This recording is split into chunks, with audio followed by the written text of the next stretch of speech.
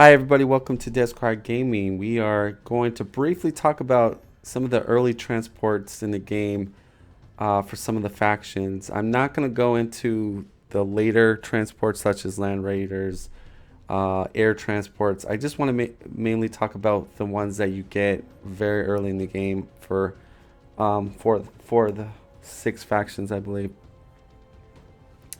And maybe with the new faction, there'll be a transport as well. But so the main purpose with transports is really the mobility aspect. Also, you are given protection against blast weapons. So your infantry. So if I take this Marina, now these are like everything's upgraded. So this is just like you're not getting like the upgraded stuff, but you can see this one artillery blast does 5 points of damage. It'll kill a model. So when you lose a model of any type of unit, you start to take morale hits. So the nice thing about a transport is if I put this guy back in, the basilisk only does 3.3. So if you're playing against AM and you did go one barracks or two barracks, you definitely need transports to protect your troops. Without the transports, the basilisk will easily just destroy you. And the goal, I guess, if you're against AM with lots of basilisks, your goal would be to try to maneuver to get into their basilisk line with your infantry and wreak havoc. Basilisks are fairly low HP; they're open top, so if you could maneuver, you can see just from the Chimera 6.1 with crack grenades or melted bombs, you can easily get in there. But a good AM player will usually protect the basilisk with a good front line, but that's where you have to kind of be sneaky and sneak a couple transports sort of behind the basilisk line if you can. Uh, that's probably now you won't be able to do it if they have it in their base area. You'll have to wait for the AM player to kind of come out more with the basilisk. But yeah, so you got Tau with the Devilfish. They are by far the most tankiest. They have more HP. I think every transport has 7 armor, but you can up it more with the tech upgrades. So I've got a few different units here. So these two units here, heavy destroyers and lictors, are can do wreck havoc on your. So basically, 2 heavy destroyers can kill a transport. So that's one thing to note is uh, you want to have some good intel scouting if you're going to do a bonsai charge with your transport. You usually want to move up a tank unit or an overwatching designated unit to take the overwatch, and then go in with your transport. If you're playing chaos, you can get the Dirge caster upgrade, and then you can run in your transport and stop the overwatch. But that would be the main weakness is predator tanks. Any units that do like a lot of single focus high penetration damage. So heavy destroyers, tanks, crisis, because transports are considered open top, I think, or maybe they're not. Oh, they're not open top. Okay, I always thought transports were open top, but they don't have the open top icon. So open top icon, they would take a lot more damage. But so it looks like crisis would need 3 crisis hits to kill transport. But compare that to like if you had your troops like out and about. See how much damage a crisis to infantry? So you'd rather have them nice and safe in here. But not, you don't want your transport to be sniped, so you gotta play smart. But my point is that in PvP it's quite valuable because the transports do a couple things for you in a PvP. One, it gets your slow infantry 3 movement troops to the front line fast. Allows you to do quick maneuvers. Um, Basically, you can outmaneuver if you're against another infantry squad. It's very easy to flank outmaneuver because what you're getting is you're getting 4 movement plus the ability to discharge your troops. So your troops are actually moving like 5 movement if you want to get technical with. And then, oh, we forgot to put the orc transport, which is battle wagon, I think it's called. Yeah, so can't leave out orc, but this battle wagon comes a little bit later. But yeah, it's still considered. So obviously, yeah, the thing that the battle wagon excels in is HP and armor. And one crazy thing, it has a assault vehicle trait, which I guess is somewhat new, which means that your allies and you can abuse the fact that if you load up troops, they can literally come out of the transport with older movement. So really good for melee type. And the fact that these things are so hard to, like, they're very tanky, so they can go right into a heavy destroyer line and still survive. Very good with mega knobs. Anything that's like, and the fact that your units can come out of this. I would say the best transport in the early game or early mid game would have to be the battle wagon. But then again, these transports come out like very early in the game. This is like sort of early mid, and then this is like mid game. But so the purpose really, transports, like I said, mobility, keeping your troops safe from blast weapons such as basilisks, crisis suits. But there are units that can destroy your transports quite easy, such as lictors. So again, like intel scouting is the key, and the fact that they got so good movement, you know, you can be kind of cautious with your transports by keeping them more in the back line of your army. And then when you see an opening or counterattack, you just move back in and transport your guys. The other nice thing about transports in player versus player is sometimes you walk into maybe an area where you're heavily outgunned, or you're at a disadvantage, or you lose a key troop, and what you want to do is retreat. So you can pack up all your infantry, because what would happen in Gladius before transports was your infantry line would, if you started losing a battle, your infantry would just get picked off left and right, and they would die. So the nice thing about transports is they can, you can easily retreat your troops, put them in, and just move back your transports. They got 4 movement. If you hide them in a forest like these ruins, take off Overwatch, then if a unit has to physically get to 1 hex to reveal it. So you can be smart like that. Don't, because once you Overwatch in forests or ruins, your unit will then be non-hidden anymore. So that means things with range 3 or 2 can fire at it. So one little note there. But so I would say, again, when you have transports in your army, it gives you a tactical ability to retreat or reposition your troops, which is extremely helpful. It also acts as, when you put troops inside a transport, they will naturally heal themselves, even though you are moving around your transport or taking actions with the transport, such as the gun on it.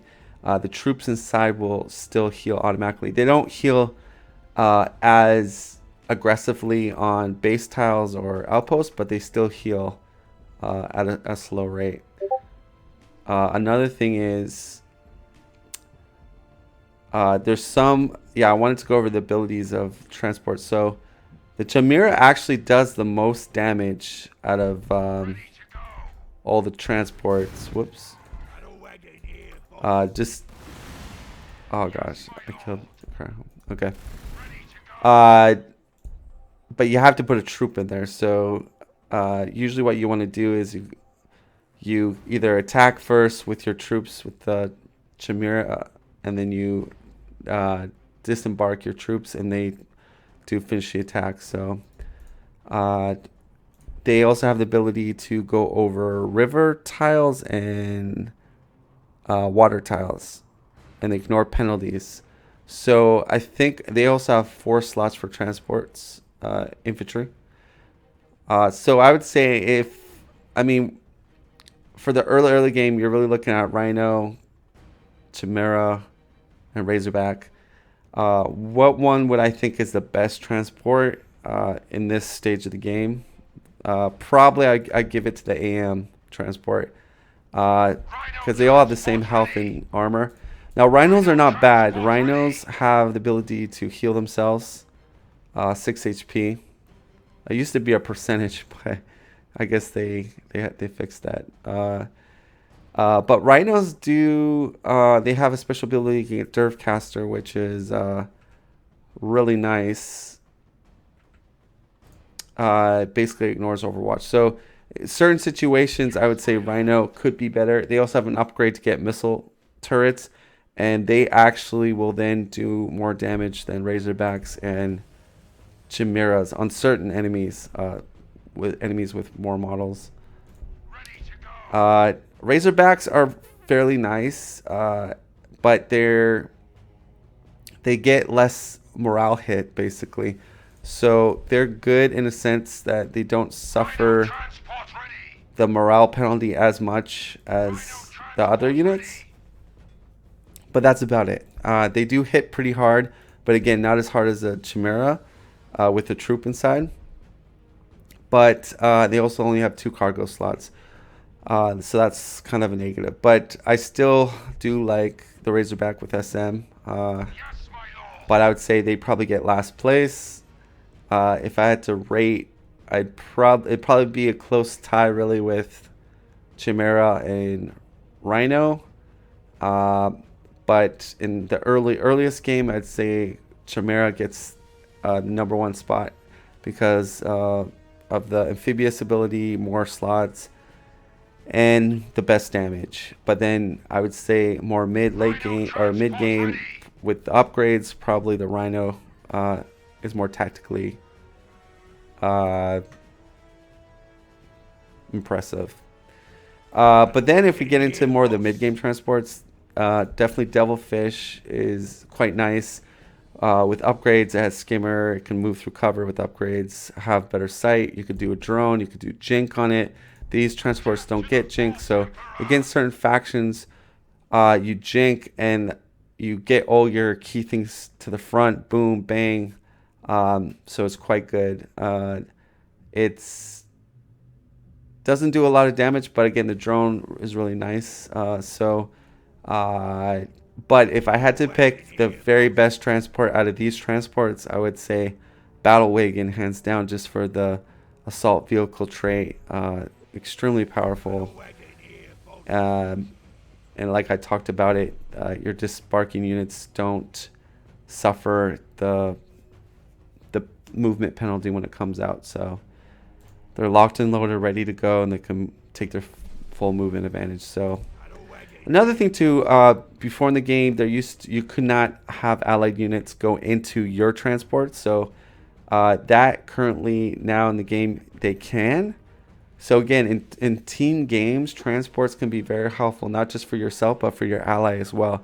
You can coordinate, like, oh, load this guy in, or you need your hero quicker to the front line, we'll hop in my transport. So it definitely encourages, I think, more team play, and it just brings another tactical advantage. Now, the main thing I would say is new players need to understand that sometimes it's not best to have all your troops in your transport. So if you don't have very good intel and you know there's stuff like over here, but you really don't know what, like, it might not be bad just to like unload your troops like behind the transport. Because if the transport dies, your units dies. So what I usually do is, if I have like a fully loaded party of guys in the transport, I'll have it more in the back of my line, just because it'll be a lot more harder for my opponent, say come with these heavy destroyers, to snipe. It's not letting me.